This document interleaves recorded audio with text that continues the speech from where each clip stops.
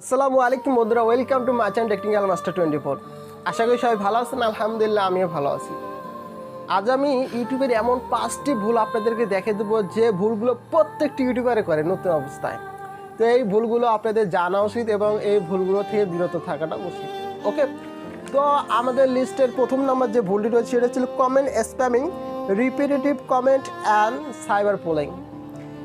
এই ইউটিউবের পলিসির মধ্যে বলা হচ্ছে যে কমেন্ট স্প্যামিং মানে হচ্ছে আপনারা যদি একটি কমেন্ট বারে করতে থাকেন যে কোনো ভিডিওর মধ্যে, আপনারা অনেক ইউটিউবারে রয়েছে ছোটো ছোটো ইউটিউবার যারা প্রথম আসতে ইউটিউবে আসে, তারা করে কি তাদের ইউটিউব চ্যানেলের লিঙ্কটা অথবা ইউটিউব চ্যানেলের ভিডিওর লিঙ্ক অন্যের ভিডিওর কমেন্টের মধ্যে বারবার পোস্ট করতে থাকে, বারবার কমেন্ট করতে থাকে। মনে করে যে আমার যদি লিঙ্কটা বেশি থাকে তাহলে মানুষ এই লিঙ্কটার মধ্যে ক্লিক করে আমার ভিডিওটি দেখবে। এটা হচ্ছে কমেন্ট স্প্যামিং। যদি আপনারা কমেন্ট স্প্যামিং করেন তাহলে আপনার চ্যানেলটি শেষ, ইউটিউব ডিলিট করে দিবে। এটা ইউটিউব কমিউনিটি গাইডলাইন স্ট্রাইকে আসবে আপনার চ্যানেলে একটি, তারপরে আপনার চ্যানেল 12টা হয়ে যাবে। Number 2, impersonal policy.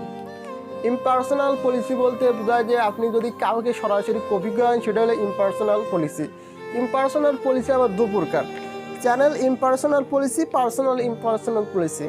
Channel impersonal policy বলতে বোঝায় যে যদি আপনারা অন্য কোনো চ্যানেলের লোগো, নেমস, ভিডিও এগুলো কপি করেন তাহলে আপনার চ্যানেলের কমিউনিটি গাইডলাইন স্ট্রাইক দেওয়া হবে, সাধারণত আপনার চ্যানেলটিকে ডিলিট করে দেওয়া হবে। এবং পার্সোনাল ইমপার্সোনাল পলিসি বলতে বোঝায় আপনি যদি কোনো ব্যক্তিকে হুবহু কপি করেন, যেমন আমাকে যদি আপনারা কপি করেন, আমি কীভাবে কথা বলি, আমি কথা বলার ভঙ্গি কী, আমি কোন টপিকের উপর আপলোড দিই, অর্থাৎ যদি আপনি কাউকে কপি করেন সেটাই হলো পার্সোনাল ইমপার্সোনাল পলিসি। যদি আপনারা পার্সোনাল ইমপার্সোনাল পলিসি করেন তাহলে আপনার চ্যানেলটিকে ডিলিট করে দেওয়া হবে ইউটিউব থেকে। Number 3, inactive account policy. Inactive account policy বলতে বোঝায় আপনি যদি আপনার ইউটিউব চ্যানেলে 6 মাসের থেকে বেশি অ্যাক্টিভ না থাকেন তাহলে আপনার চ্যানেলটি ডিলিট করে দেওয়া হবে।